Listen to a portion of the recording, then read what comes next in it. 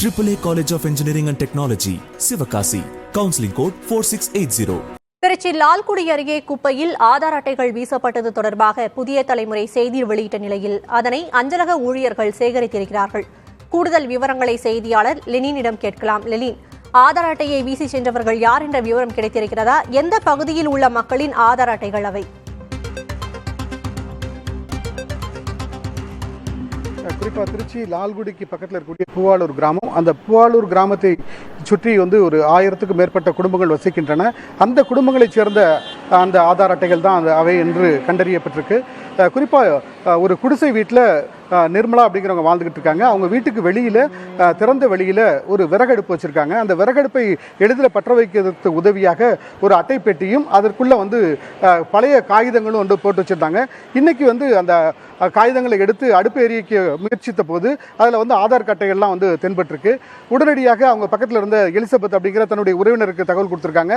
அவங்க ஓடி அந்த ஆதார் அட்டை அனைத்தையும் சேகரித்து, அதே போல் ஆதார் அட்டை மட்டும் இல்லாமல் கடன் தொகையை திருப்பி செலுத்தணும் அப்படின்னு சொல்லிட்டு வங்கிகள் மற்றும் தனியார் நிதி நிறுவனங்கள் பொதுமக்களுக்கு அனுப்பிய கடிதங்கள், அதே போல் முதியோர் உதவித்தொகை உள்ளிட்டவற்றுக்காக அனுப்பப்பட்ட கடிதங்கள், இப்படி பள்ளி கல்லூரிகளில் சேரணும், சேர்க்கைக்கு விண்ணப்பிக்கணும் அப்படின்னு அந்த நிறுவனங்கள் சார்பாக அனுப்பி வைக்கப்பட்ட கடிதங்கள், இப்படி பல 100க்கும் மேற்பட்ட கடிதங்களும் 30க்கும் மேற்பட்ட ஆதார் அட்டைகளும் அந்த குப்பைகளில் கடந்திருக்கு. அதை உடனடியாக சேகரித்து அவங்க பாதுகாப்பாக வைத்திருக்காங்க. இன்னைக்கு மே தினம் விடுமுறை என்பதால் நாளை காலை அதை அஞ்சலகத்தில் ஒப்படைக்கலாம் அப்படின்னு அவங்க நினைச்சுக்கிட்டு இருந்தாங்க. இந்த சூழ்நிலையில் புதிய தலைமுறை செய்தி வெளியிட்டதை தொடர்ந்து உடனடியாக வருவாய்த்துறையிலிருந்து கிராம நிர்வாக அலுவலர், அதே போல காவல்துறையிலிருந்து உதவி ஆய்வாளர், அதே போல அஞ்சலகத்தில் இன்னைக்கு எல்லாருமே பணியில் இருந்தாங்க. அந்த அஞ்சலக ஊழியர்கள் உடனடியாக சம்பவ இடத்திற்கு விரைந்து வந்தாங்க. அந்த தபால்கள் அனைத்தையும் சேகரிச்சுட்டு போயிருக்காங்க.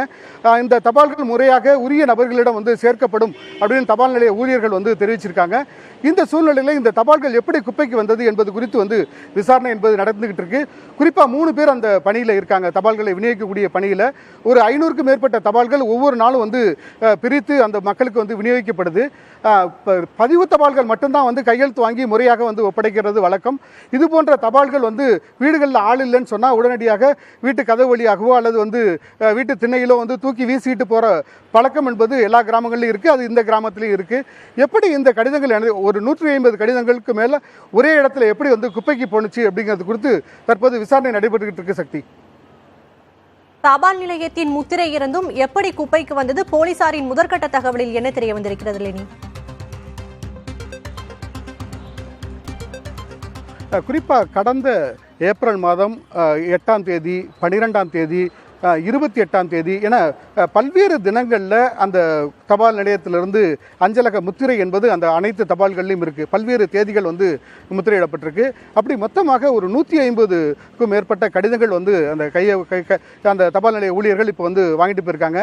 அந்த சைக்கிளில் தான் இவர்கள் ஒவ்வொரு வீடாக சென்று அந்த கடிதங்களை விநியோகிக்கிறாங்க. அப்படி சைக்கிளில் செல்லும்போது யாருடைய சைக்கிள் இருந்தாவது அந்த தபால் ஊழியரிடம் சைக்கிள் இருந்து அது தரையில் விழுந்து அதை பொதுமக்கள் யாரேனும் அல்லது சிறுவர்கள் யாரேனும் பார்த்துவிட்டு இதை தூக்கி ஓரமாக இந்த குப்பை தொட்டிக்குள் போட்டிருக்கலாம் என்கின்ற சந்தேகம் இருக்கு.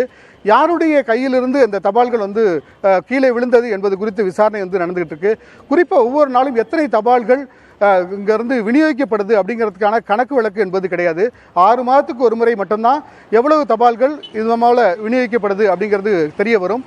அதே போல் பதிவு தபால்கள் மட்டும்தான் ஒவ்வொரு நாளும் ஒவ்வொரு ஊழியருக்கும் ஒரு 20 முதல் 30 பதிவு தபால்கள் மட்டும் வருது. அந்த தபால்கள் மட்டும் உரிய நபர்களிடம் கையெழுத்தை பெற்றுக்கொண்டு அந்த பதிவு தபால்களை கொடுப்பது என்பது வழக்கமாக இருக்குது.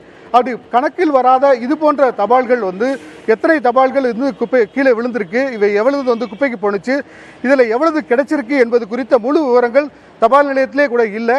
அது குறித்த விசாரணையை கூட தபால் நிலையத்து ஊழியர்கள் மேற்கொண்டுகிட்டு இருக்காங்க. சக்தி, விவரங்களுக்கு நன்றி Leni. AAA College of Engineering and Technology, Sivakasi. Counseling code 4680.